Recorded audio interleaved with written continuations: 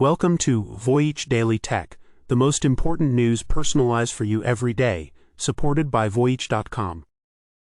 After listening to today's news, you'll know, first, Palo Alto Networks' $25 billion acquisition of CyberArk aims to dominate identity security, escalating the platform war with rival CrowdStrike. We'll analyze why this massive bet on identity is a turning point and how it could affect enterprise security strategies and vendor lock-in. Second, AI transforms assistive tech, closing the 150 words per minute speech gap for users with disabilities through predictive language models. So we'll discuss why this use of LLMs matters and what it means for accessibility, digital voice ownership, and ethical AI development. Third, a $100 million plus AI Super PAC targets a New York politician, sparking a war over regulation and Silicon Valley's political influence. We'll examine how this first strike political move may impact future AI safety legislation and the rise of technologist-politicians in the US.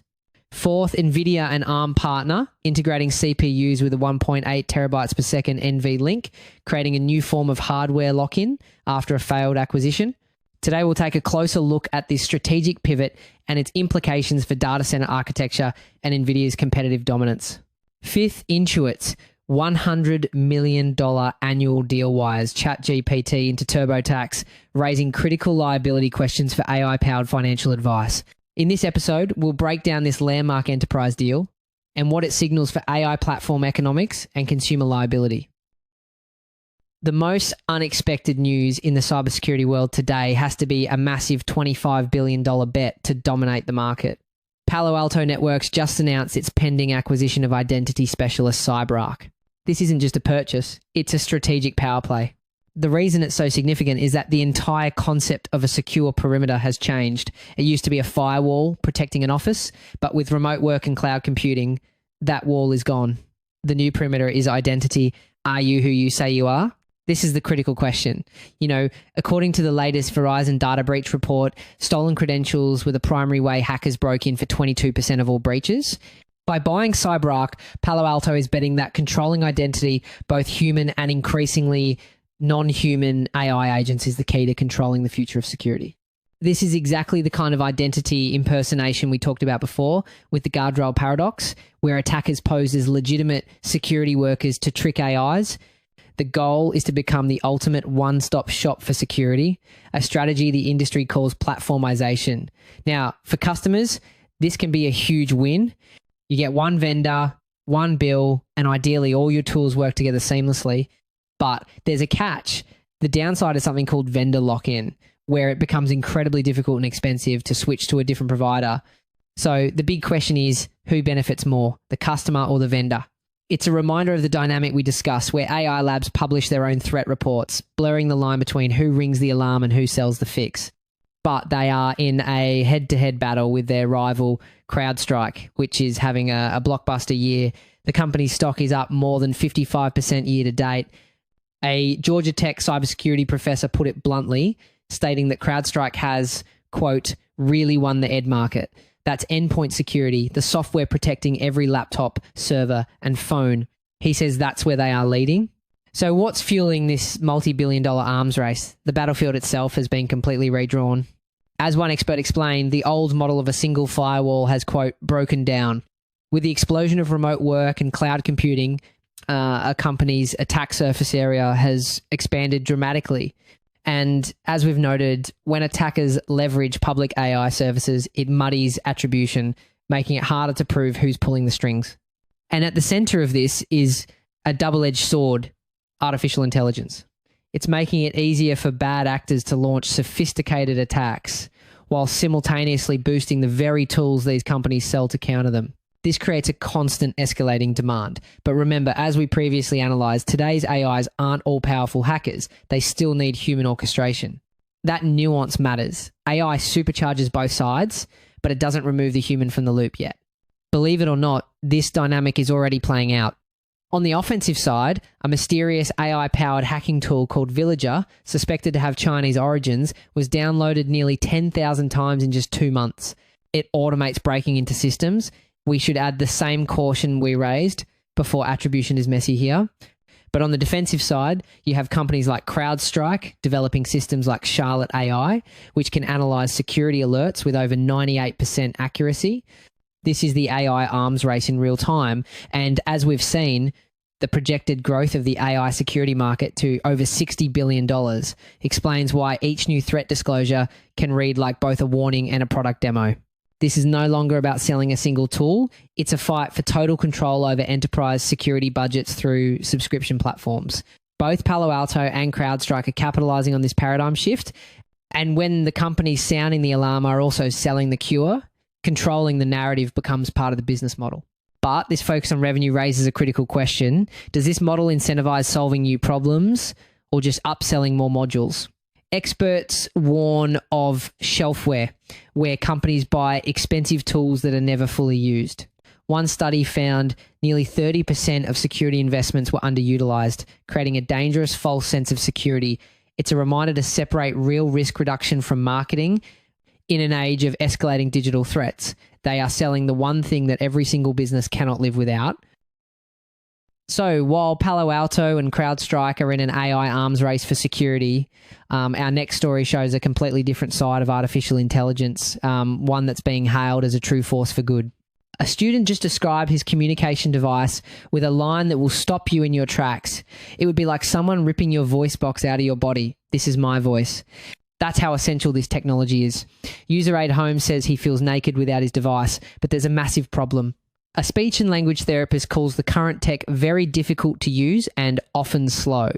So the thing is, the average person speaks at about 150 words per minute, but someone using an assistive device might only manage 15 to 20. It's an exhausting gap, but AI is starting to change that.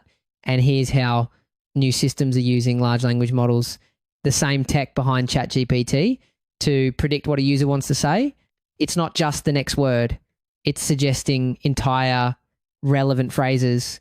This dramatically cuts down composition time. It's a powerful reversal from what we've seen before, where these same predictive tools were used for deepfake scams. Here, that power is being used to restore speed and dignity. Another user says, a simple fix, a battery that lasts 24 hours, would make all the difference so they can talk all day without charging. The CEO of assistive tech company Smartbox, Dougal Hawes, says AI is often seen or viewed with fear, but in our world, AI is a real force for good. We previously saw a police commissioner use an ethical deepfake to show how fragile trust can be. In this space, the aim is the opposite. Give people control over their voice and their time. And this isn't just about high-cost, specialized devices anymore. Interestingly enough, this technology is becoming far more accessible. For example, Apple recently rolled out personal voice, letting anyone at risk of losing their speech create a digital copy of their voice on their iPhone. This moves these life-changing tools from a niche market into the mainstream. This isn't a vague promise. The impact is immediate. AI is being used to dramatically speed up communication, correct typing, and even clone a user's voice. Now, when we hear voice cloning, it's easy to think of malicious deepfakes, and that is a real concern. After all, these companies are walking an ethical tightrope. They have to build in safeguards, like requiring explicit recorded permission before a voice can be cloned and securing that data. Otherwise, we end up pushing a question everything burden onto individuals, which is especially taxing for people who rely on these tools. This allows people to have a personalized voice that reflects their age and where they're from. The key difference from the trust issues we've discussed before is that this personalization sits on top of consent and control by the user. But this is where the situation takes a more complex turn, raising a question few are asking yet. If AI creates a voice for you, who owns it? You or the company? This is a huge new frontier of digital rights. Some are arguing for a right to portability, meaning you should be able to take your AI-generated voice with you to a competitor's device. It's a digital extension of your identity. Hannah Hadley, who controls her device with her eye movements, wants to use it to pursue her dream of designing adapted fairground rides. Now, get this. Another user, Andy Perrygrove, already uses technology that tracks a dot on his glasses to play guitar at open mic nights. But AI is taking it a step further, translating his movements to create a voice that actually sings lyrics. His key worker calls it phenomenal. This is in the future. This is happening right now. Speaking of the ethics and control of AI, the battle over its future is heating up in a big way, moving from corporate boardrooms to the political arena. A brand new AI super PAC, armed with over $100 million, has just chosen its very first target. And it's a New York State Assembly member running for Congress, Alex Borres. His supposed crime? Co-sponsoring a bill called the RAISE Act. This legislation would force the biggest AI companies to publish their safety protocols and report serious incidents. The PAC, named Leading the Future, immediately went on the attack, declaring the bill would handcuff the nation's edge on AI and open the door for China to win the global race for AI leadership. They are painting this state-level safety bill as a threat to national security. However, if you zoom out, you'll see another layer of strategy at play. Let's talk about this China threat for a second. The global AI race is real, but the idea that one state law could derail the entire US effort is a stretch. In 2022, the US produced 16 significant new AI models to China's 3 and attracted nearly $50 billion in private investment, over 3 times what China brought in. So framing this as a doomsday scenario seems less like a genuine security concern and more like a powerful lobbying tactic. And there's another layer to this. The PAC argues that state-level laws create a confusing patchwork of rules. But actually, this is how major regulation often begins in America. States act as laboratories of democracy. Think about California's auto emission standards, which eventually pushed the entire country toward cleaner cars. The industry's real fear might not be a patchwork of laws, but that one state like New York could create a successful model for accountability that becomes the national standard. What really brought this to a head was Bors's response, and you have to hear it. He said, "I am someone with a master's in computer science, 2 patents, and nearly a decade working in tech. If they are scared of people who understand their business, regulating their business, they are telling on themselves." His background is precisely what makes him so threatening to Silicon Valley. Bors represents a new archetype, the technologist-politician. It's incredibly rare to have lawmakers with this kind of deep, hands-on technical background. The industry is used to explaining its complex technology to lawyers and business people. Bors, on the other hand, actually understands the code. The fear isn't just about regulation. It's about regulation from someone who can't be easily misled. The RAISE Act isn't just a proposal. It has already passed in the New York State Assembly and Senate. And the group leading this charge is backed by some of the biggest names in Silicon Valley, including venture capital giant Andreessen Horowitz and Palantir co-founder Joe Lonsdale. This is the opening shot in a new war over the future of artificial intelligence. A $100 million super PAC has officially made its first move, targeting a single politician, not for his party, but for his attempt to regulate their industry. The battle for control over AI is no longer just in boardrooms. It's now being fought in congressional primary campaigns. We were just talking about Silicon Valley flexing its political muscle. Now, let's shift our focus to a massive technical power play that's unfolding after a huge regulatory showdown. Just 2 years ago, Nvidia's massive $40 billion plan to buy Arm was shot down by regulators. Now, in a stunning reversal, the two are getting in bed together. This partnership is the market's workaround for the regulatory crackdowns we've been tracking. No ownership, same gravitational pull. The reason this pivot is so crucial is that the original deal was blocked by regulators like the Federal Trade Commission, who argued it would stifle competition. So instead of outright ownership, Nvidia has pivoted to a deep technical partnership, a playbook we've seen before, where they avoid regulatory tripwires by tightening technical integration. Arm just announced its custom Nuverse CPUs will now seamlessly integrate with NVIDIA's powerful GPUs using NVIDIA's own NVLink fusion technology. This doesn't break the risk of a compute oligopoly we previously warned about. It may harden it by making the choke point a fabric everyone wants to use. Now, this isn't just a software update. NVLink is a proprietary connection, and its performance advantage is staggering. We're talking up to 1.8 terabytes per second of bandwidth. That is 14 times faster than the current industry standard PCIe Gen 5.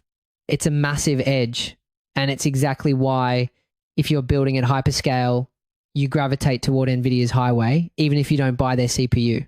This move is aimed directly at the biggest players in tech, Microsoft, Amazon, and Google, and it deepens the concentration at the top of the stack we've been tracking.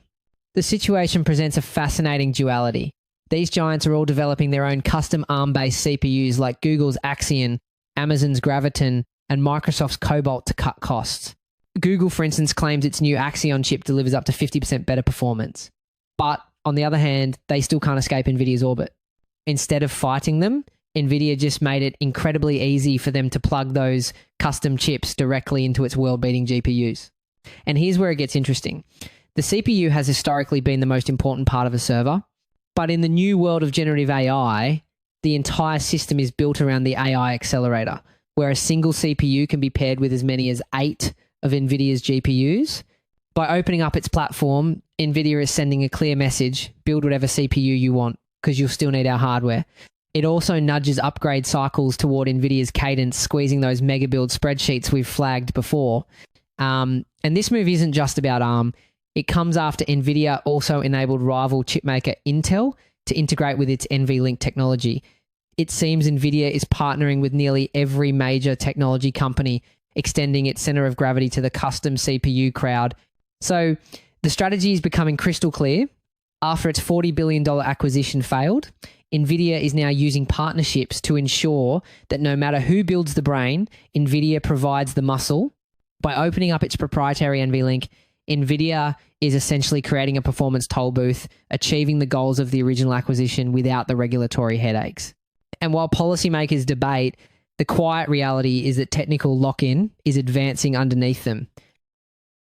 We just saw how NVIDIA is cementing its control over the hardware layer, but all that hardware needs to be paid for, which brings us to our final story, a landmark software deal that shows us exactly where the money is flowing. Let's start with a single statistic that might just change your entire perspective on AI economics. Intuit, the company behind TurboTax, just signed a deal to pay OpenAI more than $100 million a year. The goal? To wire ChatGPT directly into its most sensitive financial products like TurboTax, QuickBooks, and Credit Karma. This deal is the concrete revenue we were waiting for after discussing OpenAI's jaw-dropping valuation. Here's the bombshell. TurboTax users will soon be able to link their accounts directly to ChatGPT and perform tax and financial actions right inside the chatbot, like estimating a tax refund or finding the right credit card.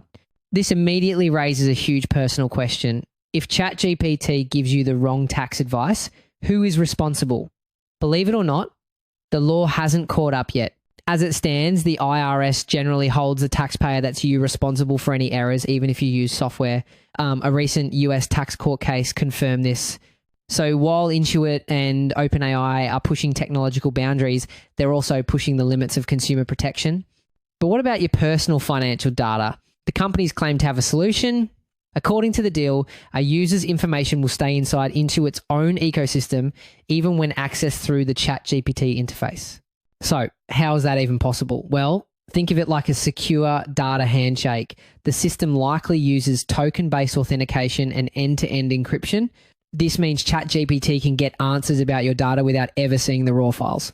This is a far cry from older financial apps that were criticized for screen scraping, where they literally stored your bank login, a huge security risk. This new method is designed to be much safer, but it's putting a lot of trust in a very complex new architecture. And for OpenAI, this deal is a critical piece of a much larger puzzle. The company needs to show major growth to justify a reported $500 billion valuation and massive spending commitments. A $100 million annual check is a huge step. This is the demand side showing up to match the massive supply side GPU deals we've analyzed with AWS and others. But why would a giant like Intuit pay over $100 million a year instead of just building its own AI? The answer reveals a major tipping point in the industry.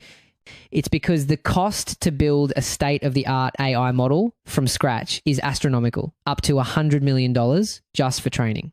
This deal signals that for most companies, even huge ones, building a world-class AI is becoming economically impossible, forcing them to become customers of a handful of giants like OpenAI. This is the two-tier AI economy we've discussed in action.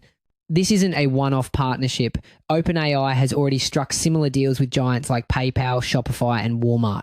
Ultimately, OpenAI is positioning ChatGPT to be a new kind of operating system, a super app where other companies' services run inside its world. With a burn now dominate later playbook we've been tracking. Deals like this aren't just nice logos. They're the bridge from outsized spending to durable cash flow. That's it for today on Voyage Daily Tech. Follow, share, and stay tuned for daily updates coming your way tomorrow.